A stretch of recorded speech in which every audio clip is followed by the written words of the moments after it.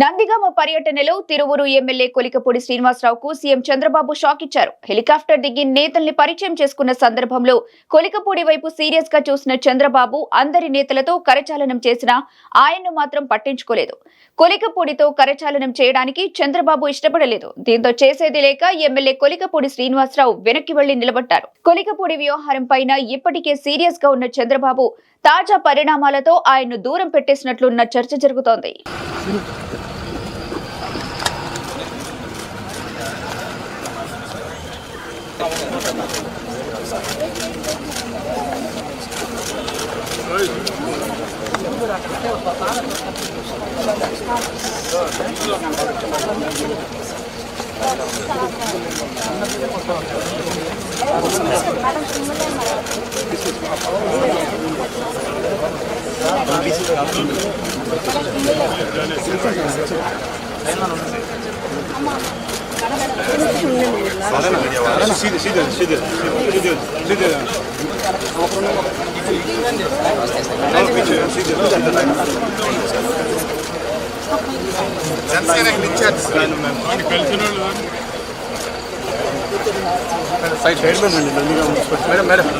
కుమారి కొత్తగా మొన్న అమ్మాయి నూకాలం సార్ నూకాలం